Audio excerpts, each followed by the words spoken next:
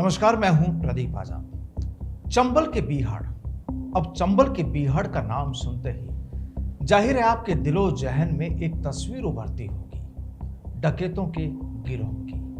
बिल्कुल, आप सही हैं। लेकिन चंबल के बीहड़ अपनी खूबसूरती के लिए भी जाने जाते हैं। और हाँ, ये बात भी सही है कि इन बीहड़ों में खौफ, भय और आतंक की चीखें भी छुपी हुई है।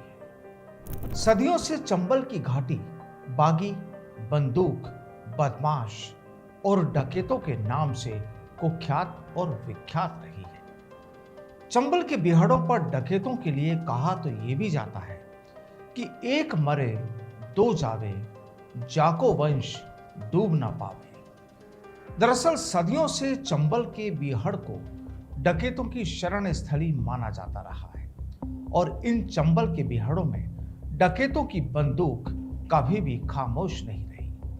कहा जाता है कि 50 साल से यहां डकैतों का दबदबा रहा है। डकैत मलखान सिंह, डकैत फूलन देवी, डकैत निर्भय गुर्जर, डकैत पान सिंह तोमर, डकैत जंगा, डकैत जगजीवन परिहार, डकैत कुसमा नाइन, डकैत नीलम पांडे समेत जगन गुर्जर, उसका भाई पप्पू गुर्जर और केशव गुर्जर का खौफ और आतंक आज भी यहां अपनी कहानी खुद कहता है। जाहिर है चंबल के बीहड़ सदियों से बागी, बजरी, बंदूक और बदमाशों के नाम से विख्यात और कुख्यात रहे हैं। वक्त बदला, हालात बदले और परिस्थितियां भी बदली, लेकिन इनके साथ अपराध का तरीका भी बदला। चंबल की घाटी में कुछ डकैत मजबूरी में भी बागी बने। इन डकैतों में ज्यादातर ऐसे ही नाम शामिल हैं। डकैत मलखान सिंह, फूलन देवी, पान सिंह तोमर समेत जगन गुर्जर मुफलिसी का शिकार हुए। शासन और सिस्टम से मदद नहीं मिलने पर इन डकैतों ने मजबूरी में बंदूक उठाई और फिर बंदूक भी ऐसी उठाई कि पीछे मुड़कर नहीं देखा। लंबे वक्त तक चंबल के इन बीहड़ों में इनकी तूती बोलती रही। पुलिस ने सर्च ऑपरेशन भी चलाए।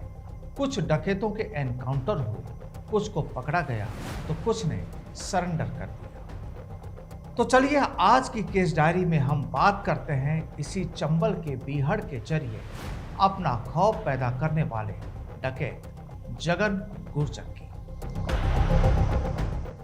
कहा जाता है कि डकैती के रास्ते पर चलने या यूं कहें कि डकैत बनने के सबके हालात अलग अलग रहे हैं और चंबल के बीहड़ में बंदूक उठाकर डकैत बनने की फहरिस्त में एक नाम आता है। पहले दूध बेचने वाले जगन गुर्जर, जिसे आज डकैत जगन गुर्जर कहा जाता है। अब जगन गुर्जर के डकैत बनने की असल कहानी क्या है, इसका तो ज्यादा खुलासा नहीं, लेकिन माना जाता है कि इंतकाम की आग ने जगन गुर्जर को डाकू जगन गुर्जर बनने पर मजबूर कर दिया। जगन गुर्जर के पिता शिवचरण गुर्जर स्थानीय लोक देवता बाबू महाराज मंदिर में पूजा पाठ किया करते थे। कहा जाता है कि साल 1994 में बाबू महाराज मंदिर की कमेटी के लोगों ने प्रसाद वितरण विवाद में शिवचरण गुर्जर को अपमानित कर दिया, जिसके बाद जगन गुर्जर पिता के अपमान से आहत हो गया। गुस्से में जगन गुर्जर ने कमेटी के जो लोग थे उनकी पिटाई कर दी और इस घटना ने दूध बेचने वाले युवक को डकैत बना दिया। जगन गुर्जर बीहड़ के मोहन डकैत की गैंग में शामिल हो गया।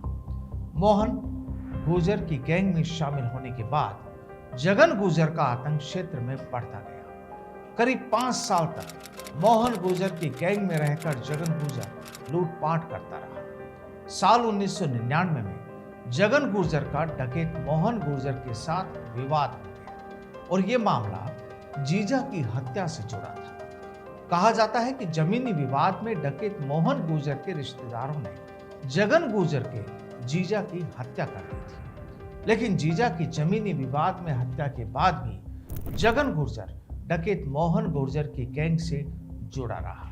लेकिन जब वक्त बदला तो जगन गुर्जर ने मोहन गुर्जर को मौत के घाट उतारकर जीजा की हत्या का बदला ले लिया और फिर वो मोहन गुर्जर की गैंग का सरदार बन गया। सरदार बनते ही जगन गुर्जर ने अपनी गैंग में तीनों भाइयों को भी शामिल कर लिया, जिसके बाद जगन गुर्जर का 3 राज्यों राजस्थान, यूपी और मध्य प्रदेश तक आतंक फैल गया। हत्या, लूट, अपहरण, रंगदारी की वारदातों से जगन गुर्जर कुख्यात डकैत जगन गुर्जर हो गया। करीब 20 साल धौलपुर जिले के डांग और चंबल के बिहाड़ों में रहकर जगन गुर्जर ने डकैती का साम्राज्य खड़ा किया और अपने गिरोह को बढ़ाया। इस दौरान उसने राजस्थान, मध्य प्रदेश और यूपी में कई संगीन वारदातों को अंजाम दिया। डकैत गुर्जर के खिलाफ हत्या, हत्या के प्रयास, अपहरण, रंगदारी, डकैती और लूट जैसे संगीन अपराधों से जुड़े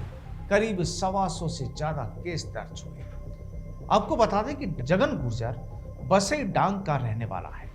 उसने 3 शादियां की। उसके भाई लाल सिंह गुर्जर, पान सिंह गुर्जर और पप्पू गुर्जर सभी अपराधी हैं। लाल सिंह गुर्जर पर भी कई संगीन मामले दर्ज बताए जाते हैं। बताया जाता है कि जगन गुर्जर ने सियासत में भी हाथ आजमाने की कोशिश की और अपनी पत्नी ममता को 2017 में धौलपुर विधानसभा उपचुनाव लड़वाया, लेकिन जगन गुर्जर की पत्नी चुनाव बुरी तरह हार गई। पत्नी की हार के बाद जगन गुर्जर फिर लोगों पर दबाव बनाने लगा। जगन का आतंक बढ़ता देख पुलिस ने भी दबाव बनाना शुरू कर दिया। उसके बाद जगन गुर्जर ने एनकाउंटर के डर से 19 अगस्त 2018 को पुलिस के सामने सरेंडर कर दिया। जगन गुर्जर फिर जेल चला गया और लगभग 6 महीने जमानत हो गई। जेल से बाहर आने के बाद जगन गुर्जर कभी चैन से नहीं रहा, क्योंकि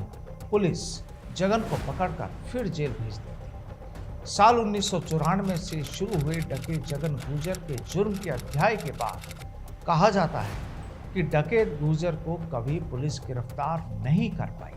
हर बार उसने सरेंडर ही किया, यानी आत्मसमर्पण किया। अब पिछले करीब 20 साल के इतिहास की बात की जाए तो डकैत जगन गुर्जर का दबदबा चंबल के बिहाड़ों में कायम रहा है। मुफलिसी और लाचारी में ऐसी बंदूक उठाई कि अपराध के दलदल में वो फंसता चला गया। राजस्थान, एमपी और यूपी में बड़ी बड़ी घटनाओं को अंजाम दिया। हत्या के प्रयास, रंगदारी जैसे अपराधों में सबसे ज्यादा उसी का नाम सामने आया। डकैत जगन गुर्जर को 3 राज्यों की पुलिस मिलकर भी कभी भी पकड़ नहीं सकी। हर बार जगन गुर्जर ने पुलिस के सामने सरेंडर किया। ये वो वक्त था जब जगन गुर्जर का नाम सुनने मात्र से लोग कांप उठते थे।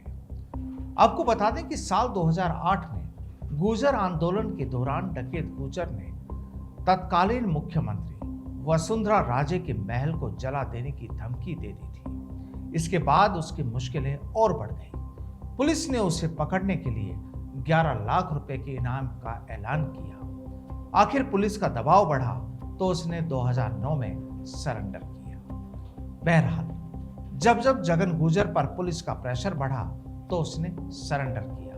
और कहा तो यह भी जाता है कि जगन गुर्जर के खौफ की वजह से उसके गांव में शादियां भी बामुश्किल होती थी। और डकैत जगन गुर्जर के बारे में कहा तो यह भी जाता है कि उसने हर बार सरेंडर ही किया, जिसके बाद ही पुलिस ने उसे गिरफ्तार किया। तो ये थी चंबल के बिहाड़ में जिंदगी गुजारने वाले डकैत जगन गुर्जर की कहानी। केस डायरी में फिर मुलाकात होगी किसी नई कहानी के साथ। तब तक के लिए दीजिए इजाजत। नमस्कार।